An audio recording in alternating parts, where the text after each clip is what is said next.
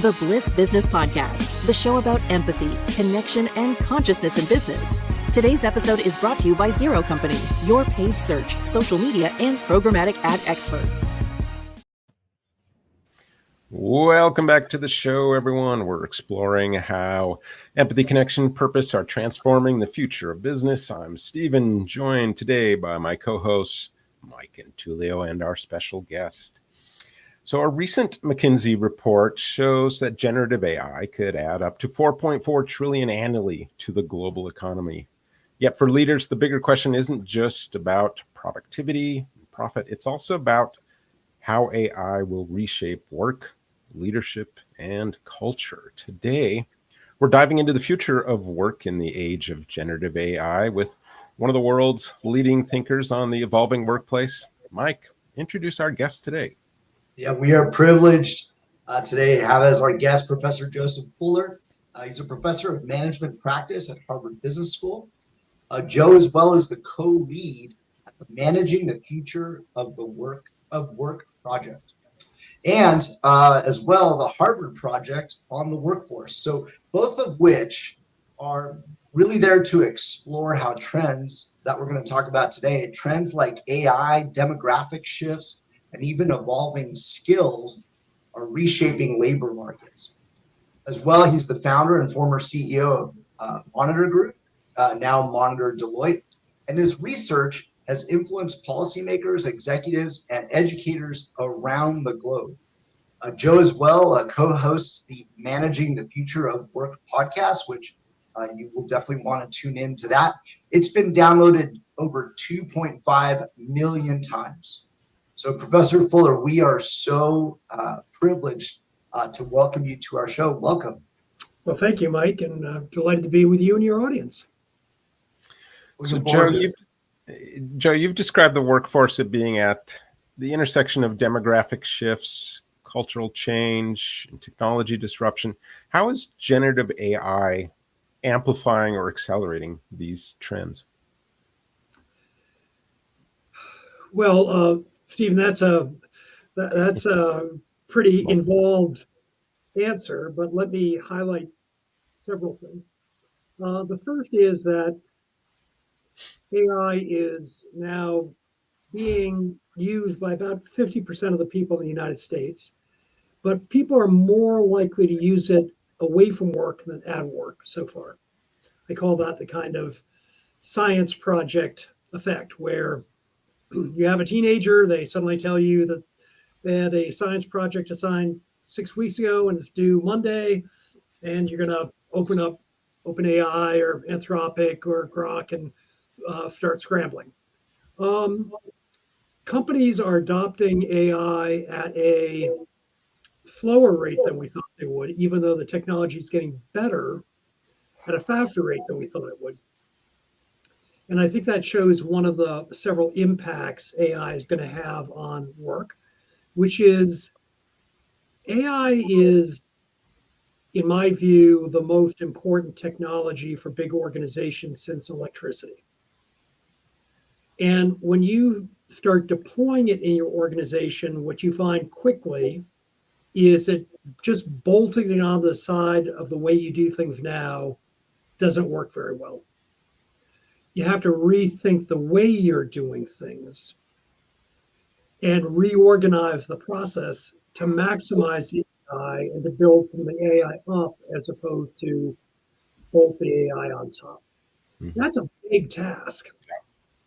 And so it's disorienting for organizations. Organizations want quick results. They want things to be simpler.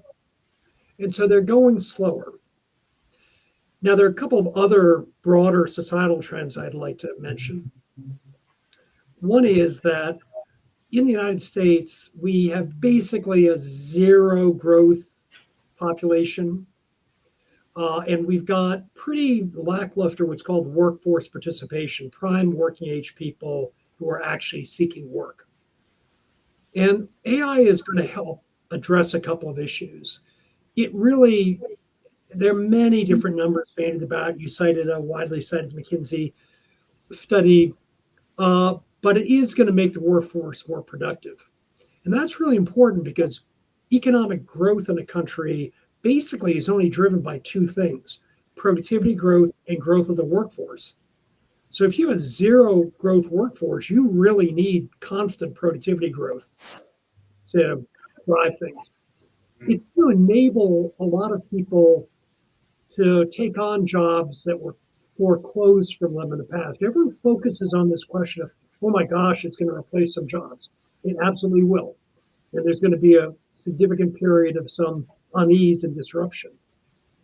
But because it's very good at a number of things, which is called, say, statistical analysis, that a lot of people aren't good at or are not confident in their skills, if AI now fulfills that role, and you no longer need to demonstrate to the employer you can do that because the AI is going to do it instead of you, it makes the candidate pool, people who are qualified to apply for certain jobs, actually bigger.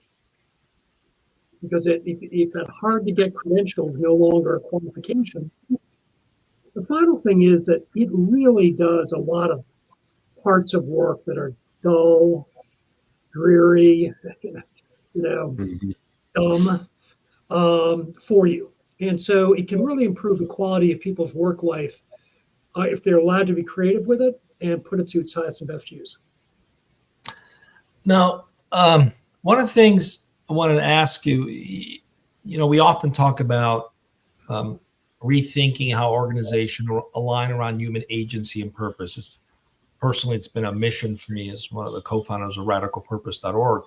And one of the concerns that often comes up when it comes to AI is that it could unintentionally reinforce like outdated hierarchical models, command and control models, which keeps people more pigeonholed instead of actually creating the freedom and the democratization of work.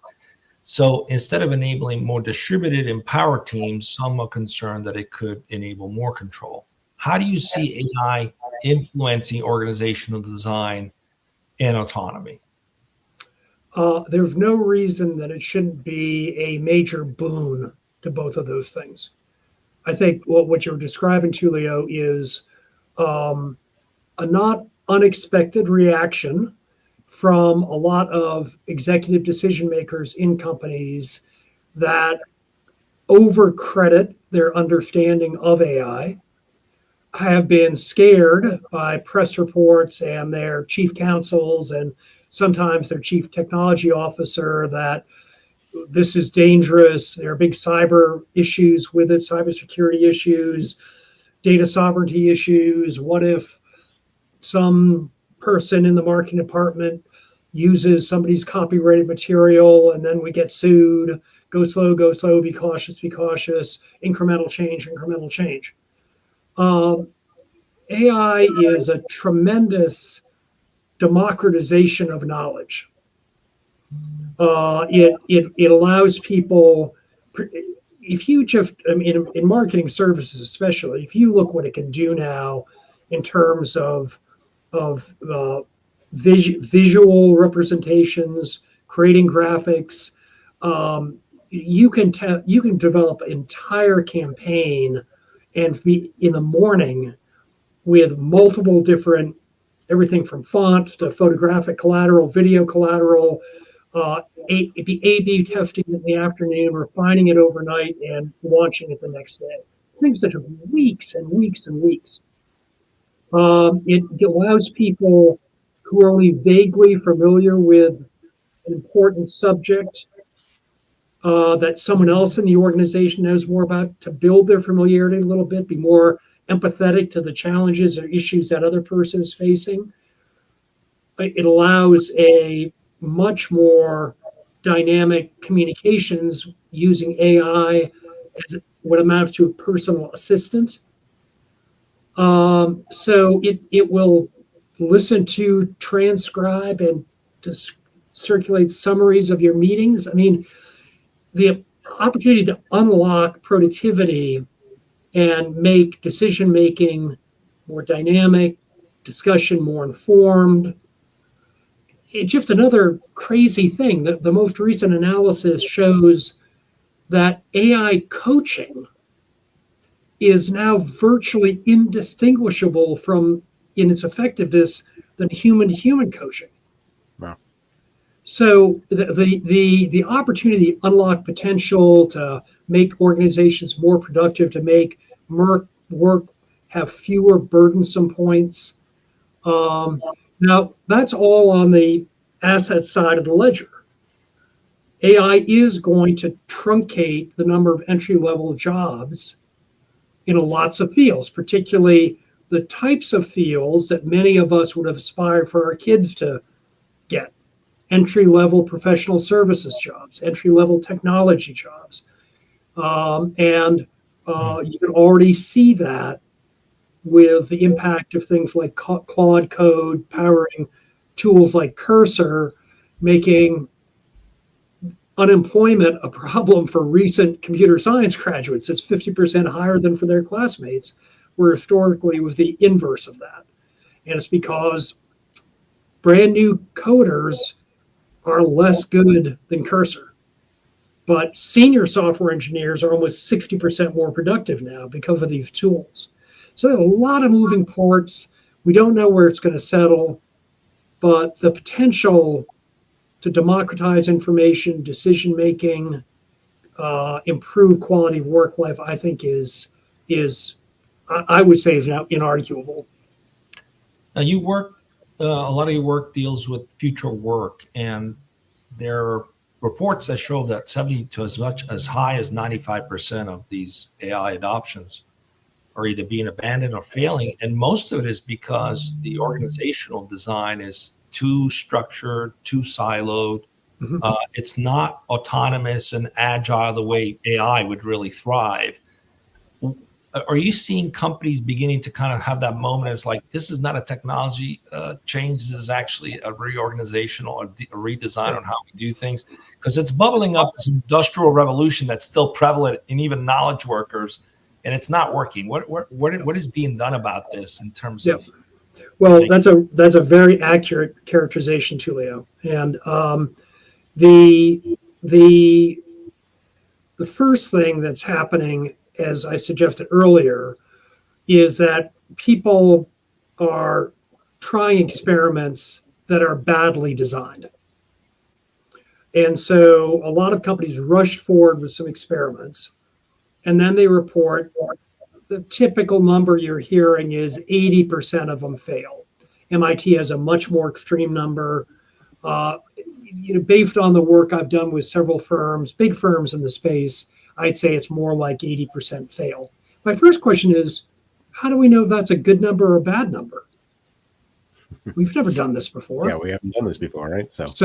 And we've never had a technology anything like this. This is the only technology in history that improves itself on its own. So and how many early internet experiments flopped?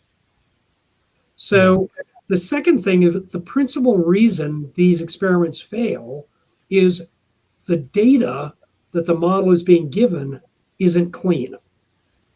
There's a kind of a dirty little secret in corporate America, and it's called polluted data lakes.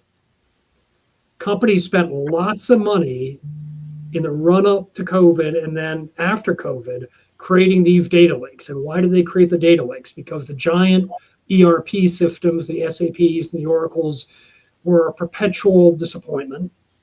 And of course, if you ever wanted to improve it, all you had to do was budget $150 million and then spend $250 million actually to get a whole new system installed. And you have multiple companies, I know very large consumer goods companies today running 81 different versions of SAP.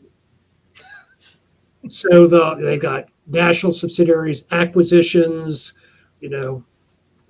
channel partnerships, joint ventures, all on different versions.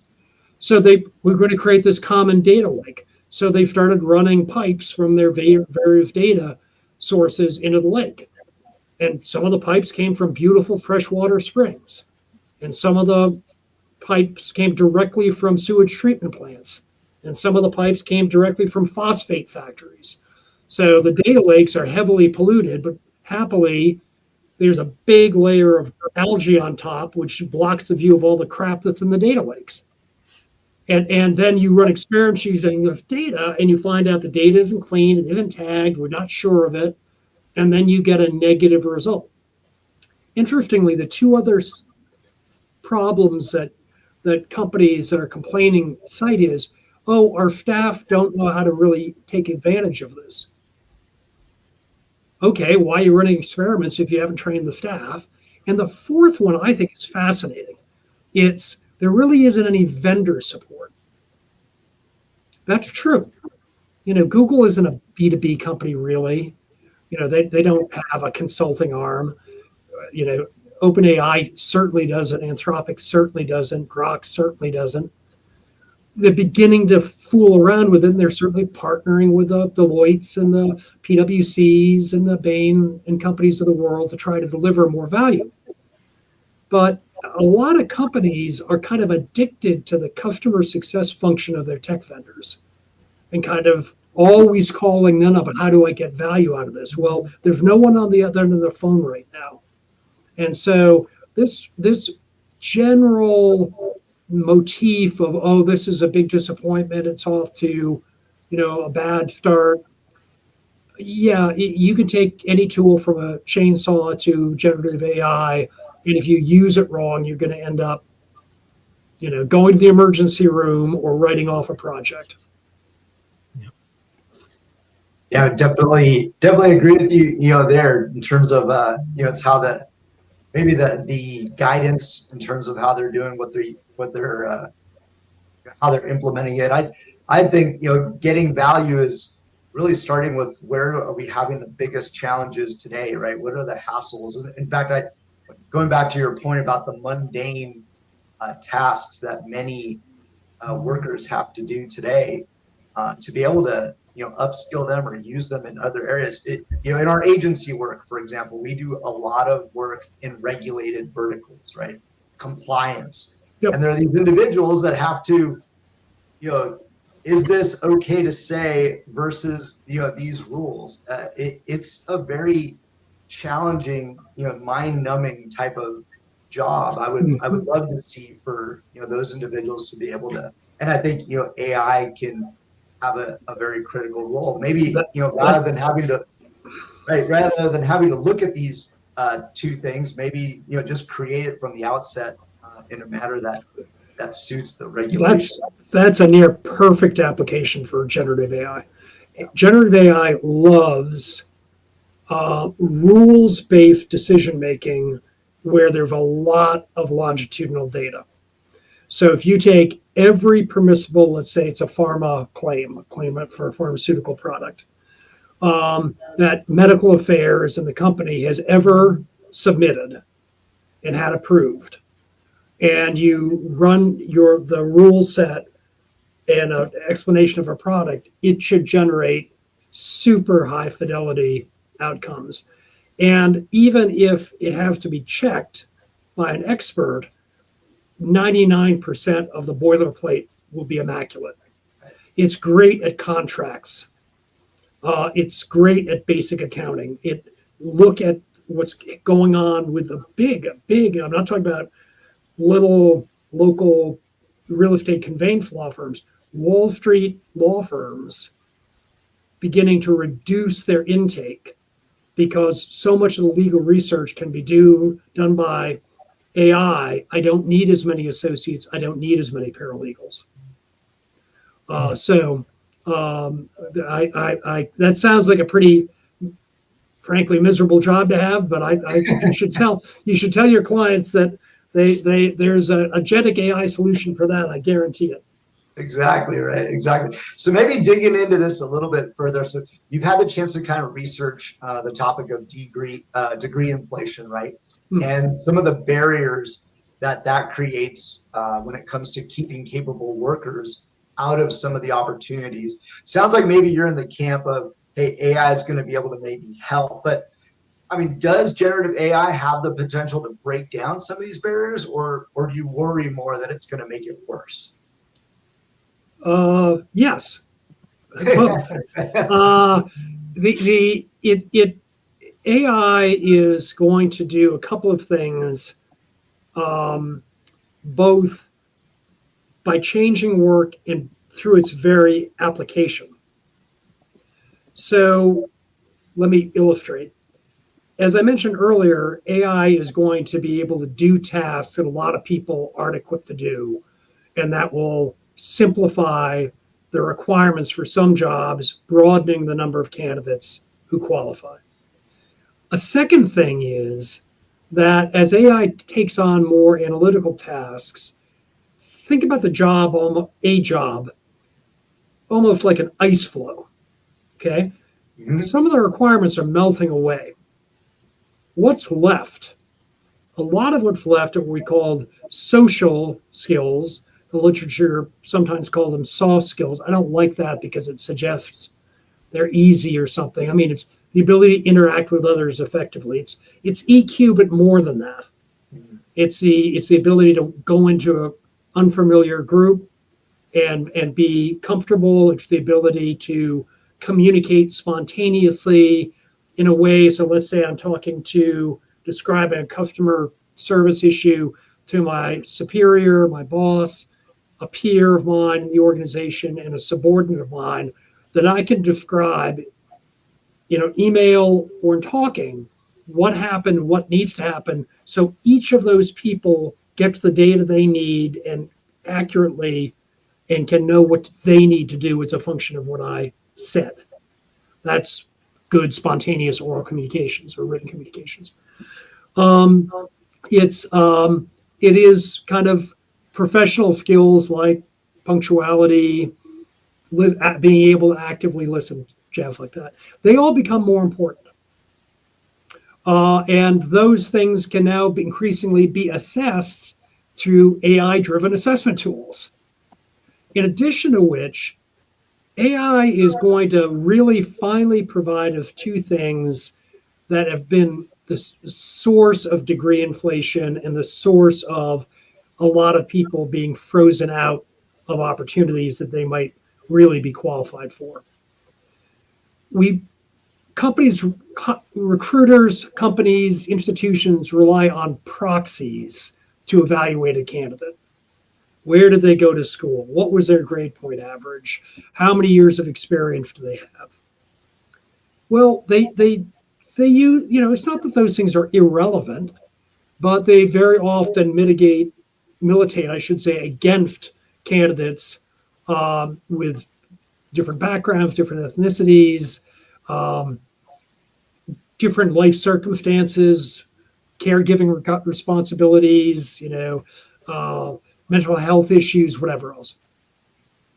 AI can now start looking at not just your applicant pool, it can start contrasting who's in your applicant pool using deep analysis and contrast it to your performance management system data. Who are the people who have been promoted more frequently, who have really good 360 ratings, who have stayed with the company, who have other markers of commitment to the company, everything from maybe participation in the United Way to 0 absences in the last year. Now I can do a much more nuanced and subtle analysis of what are the attributes of those people. I can backcast that to my applicant pool. Do you think they will focus on that level of detail, or will they focus on applicants that are just the most profitable?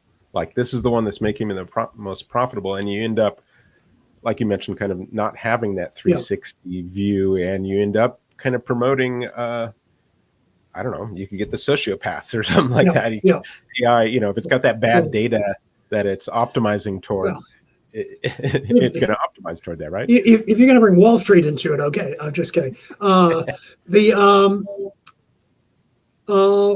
yeah. Once again, that's a management judgment. I have never met an executive in 30 years as a consulting CEO and 15 years here at the school who ever said to me, "I fired somebody too soon." The organizations that are poorly managed regularly make excuses for people who on some basis are high performers, but are corrosive of culture, corrosive of moral purpose in the organization. And I have a phrase for that. It's called bad management. And so the you can look for markers of people who are have good social skills and are good colleagues and good supervisors and good subordinates, and that may correlate by looking at your own applicant data. By the way, in that I described a dyad, you can by the same token use AI to go in to job boards and LinkedIn and Glassdoor and start looking at data about your competitors. Who seems to be getting promoted at your arch rival more quickly than you'd expect? What are their attributes? Did we interview them? Did we turn them down?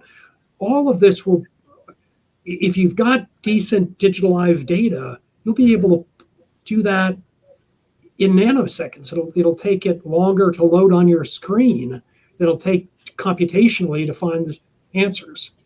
So it's going to give more people more legitimate opportunities. It's going to take hard to get tasks off the table in terms of evaluation. It's going to allow people to be more skilled and make up for knowledge deficits faster. Now, I don't want to make this all sound like nirvana. It's going to the recruiting and hiring is always a relative phenomenon. And what do I mean by that? It's not is Tullio qualified. It's which of Stephen, Michael, and Tullio do I think is the best choice? And so the opportunity for error, the opportunity for, bias, implicit, explicit, still exists. But when people say to me, "Oh, won't AI be biased in hiring?" It's like, well, compared to what? Yeah.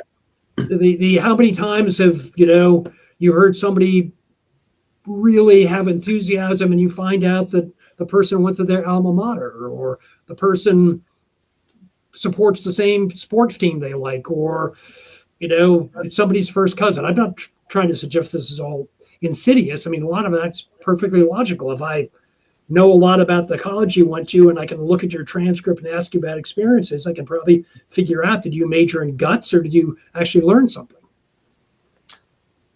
Yeah, we've touched on this a little bit before. We have an audience question. Before we go into that audience question, I wanted to just ask, maybe you have some advice to give some leaders. Everybody's trying to balance being fast and intentional, but we've heard a little bit about giving time for the transformation, for reflection, for alignment, for culture building. What advice would you give leaders who just want to move quickly, but also stay human-centered? It's the cyber issues now are basically your normal cyber issues. They're not specific to AI. So the first thing I do is I say democratize this as soon as possible. Stop telling people they can't use it. Frankly, a lot of them are using it behind your back, and then one of two things happen and neither of them benefit you. They're using it in a way that's not actually terribly productive, or maybe is even dangerous. They'd have to do some engineering to do that, but maybe just getting generic decisions, which doesn't help you, or they're finding really great ways to be more productive, which they're not telling you about because you told them not to use it. So democratize it. The second thing is stop telling yourself you know what you're talking about. You look at the surveys of managerial ranks, and the class of trade that says they're really familiar with AI most often are senior executives. And I know a lot of senior executives. A lot of them graduated from this school, and they are not very knowledgeable on this subject. They think they are, or maybe they don't want to say to Wall Street analysts or board members, I basically use this as a, souped up Google. But, go to school, The third thing I would say is in any industry, there are 2 or 3 data-oriented processes that are really deeply involved in your competitive outcomes. So if I were running a consumer packaged goods company, I'd be saying, I want to use this for performance marketing. I want to use this for media development. All those personnel things that guy from Harvard was talking about, that's fine, but, that's not a priority for me. If I'm running a pharma company, I'm really going to think about supply chain. I never want to be out of stock because the margins are so high, but I've got global plans for tax optimization and all sorts of phenomena like that. So each industry, credit and risk analysis at bank. Attack those problems now, because the first rule of generative AI is they were the most data that starts learning about it sooner win. And you can't sit there saying, I'm going to go slow because I'm a little not sure what to do in these key activities. And they're key. That could be scary if I get it wrong. Yes. But if your arch rival across town is standing on the accelerator, you could wake up dead someday. And pretty soon, you're going to have native generative AI companies. I got headhunted and I want to leave Harvard and become the executive chair of a generative AI native consulting firm. Now, running a firm like that nearly killed me in my 30s, so I decided against it. But but I thought about it for a second because it could be a really cool trip. This is you have to be very cautious about being cautious. Great advice for a senior executive. This is a good question from the audience. I think we can build on this a little bit. For young people, we touched on that earlier, starting out their careers in the age of AI. What areas of personal growth do you think they should prioritize? This is a question I get frequently, usually from friends of mine at cocktail parties, or standing at in a kid's game. First of all, you can't automate social skills. So developing your presentation skills, your empathy, your capacity to get comfortable with others to the degree you can. Most social skills are developed early in life and are experiential. The second thing is understanding how to do technical tasks is going to be less valuable than historically it was. But understanding the context in which those analyses are being done becomes more important. We talk about prompt engineers, people who are good at interacting with AI to get the most value out of it. That term's going to go away, and it's going to be replaced by context engineer, in my view. What's a context engineer? It's someone who can think about that process in the broader context. So let's go back to consumer products. If I want to make a career in consumer products, you can't understand that looking at your tablet.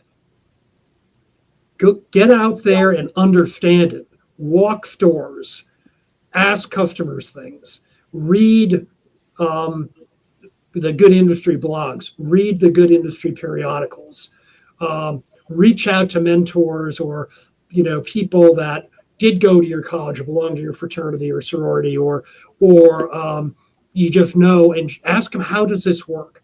Because someone who really understands the context, they're the people who can train agentic AI. They're the people who can spot hallucinations. They're the people going to come up with really high productivity new uses for this. The person that's just kind of, I took an AI class and now I know what I'm going to do is work with one model and pick it up and take that finding and put another model. That's a good trick. I do it all the time. I've got 5 of these models working. And I crosswalk my findings across them all the time. And I find that they give me different reactions. But, that's a tradecraft trip. That's not a perspective. So dig down deep and remember you're, at your age, a digital native and an AI native. And that's a big advantage versus someone my age. And what you're going to see, I think, increasingly is kind of mirroring, where you've got someone, let's just say now we'll jump to a different industry, consulting, because I have knowledge about the consulting industry and know where a lot of the corpses are buried. Maybe I won't be as adept with AI as you are, but I've got a lot of that perspective, and there's a value exchange there. I'm going to teach you a lot about how this has worked historically and what the implications of what you can do are. You're going to make me more productive and more self-confident in use of technology that's going to be central to the rest of my career. Great advice. I love the context engineering, because ultimately your ability to get output it's a mirror of where you are in your consciousness. Yes. And can I add something, Tullio? Sure. Your company culture and its values is an essential part of that context. Right. So it's not just, how does the antibiotics market work?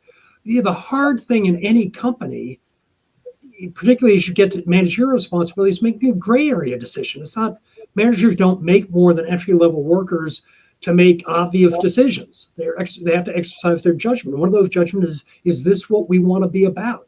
Right. Do my people will still believe in us, the company, and me as an executive if I do X rather than Y? Right. That we don't. I know that customer gets upset. They'll be fine in the morning. Don't overact. Whatever it is, that's something that AI will learn through your decisions implicitly. But you can tell it. I told it the other day to take a memo I drafted and just for fun said put it in the style of Finnegan's Wake, and it gave me bizarre sentence structure and no punctuation and stuff like that. You can tell it be more empathetic, sound nicer, but it doesn't. It's a prediction engine. It doesn't. It's not actually thinking, so it doesn't have non-intuitive values. Let's put it that way. Right.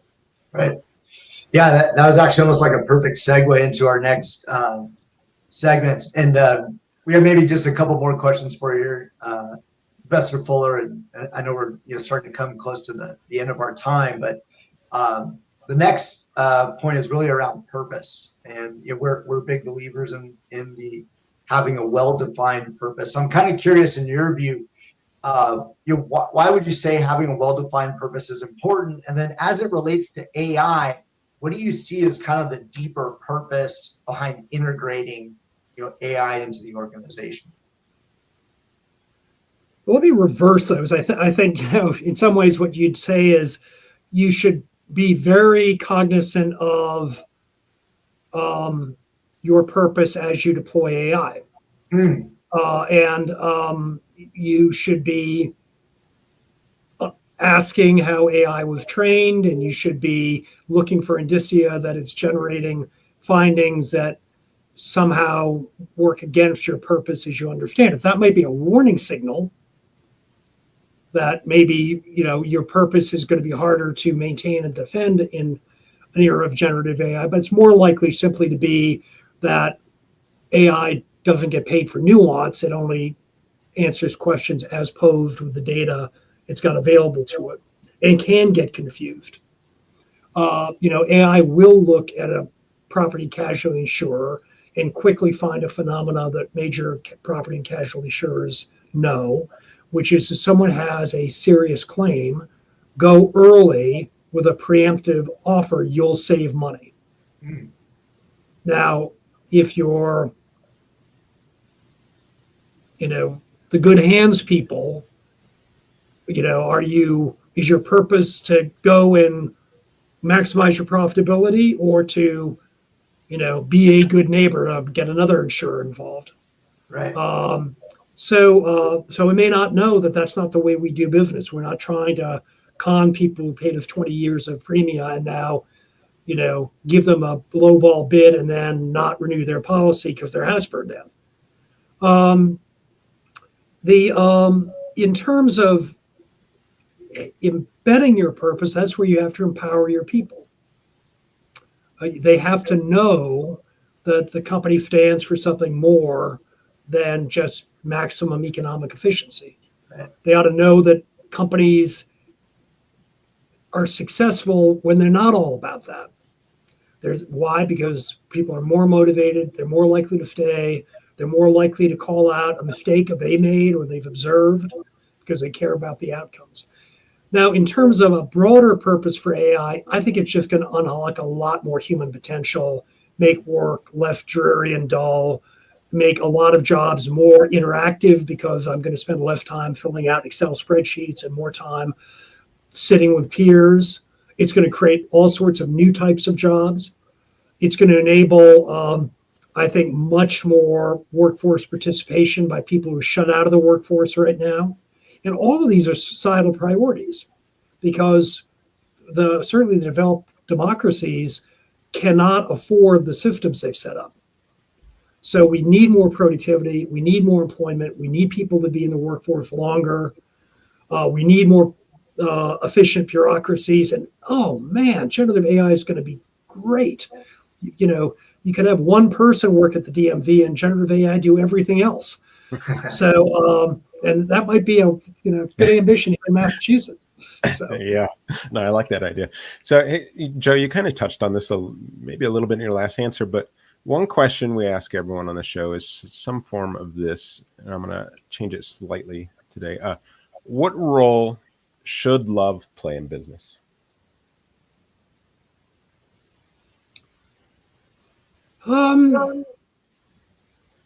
It's a challenging question. I think that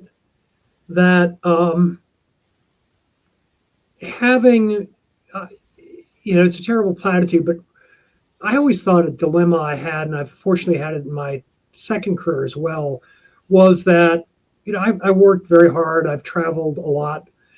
And my dilemma was not that, that cost me not to be able to do things I wanted to do, let's say with my family. My dilemma was I love being at work and I love being with my family.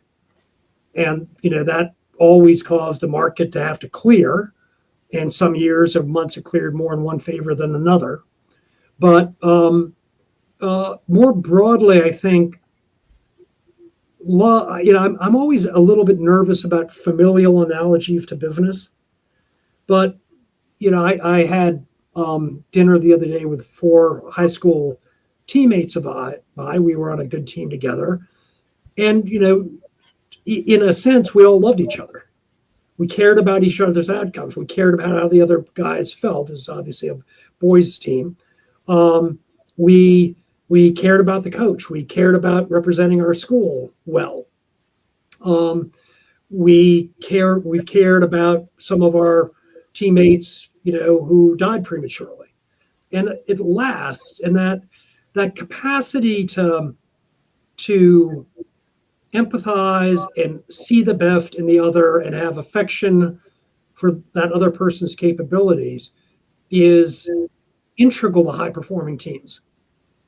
Because you're not just thinking about that person, or for that matter, the customer, as somebody you're acting upon.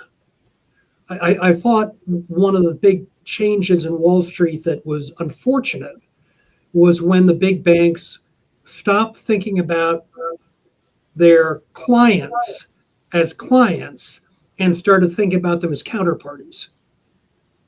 So instead of representing, I'm trying to maximize the outcome for the client, I'm essentially trading with my client, and someone's going to win the trade, and I always want to win it. That's big investment banks selling their portfolios of, bad mortgage loans in 2008 to unsuspecting counterparties, a lot of them European banks. And you could say, well, greater fool theory, but I'm pretty ambivalent about that. I think that if you go to a Costco and look at the team, there's love present. Yeah. They may not call it that. And I like to think that at my own firm, which I was a first employee of and ran till about 2006, with a couple of close friends, including my brother, I thought that organization really manifested it in its best hours, and that allowed us to go a long way in a short time. And we couldn't have done it without that kind of ambient atmosphere. We definitely want to encourage our listeners to find ways to perhaps insert more love into their businesses and help each other grow together, much like your teammates that you spoke of there, Professor. So thank you so much for sharing your insights with us today. Very, very insightful. Now, for our listeners that want to follow up with you, where can they go to learn a little bit more about your work and the research that you're doing? Well, if they're interested in the future of work, I founded and co-lead 2 projects here at Harvard. Easiest way to find me is just Joe Fuller, Harvard Business School, Future of Work. It'll be somewhere middle down the page because you get the paid advertising on top of the Google page, or if you get on a Perplexity or something like that. And on those, there are 2 websites you'll find, and all my publications are downloadable off those sites. As you mentioned, we have a podcast with about 250 episodes, which you can download. Is obviously on Spotify and Apple and those services as well. We have a newsletter you can sign up with on the Harvard Business School Managing the Future of Work project if you're interested in staying engaged with what we're doing, what we think is good that's being published by others.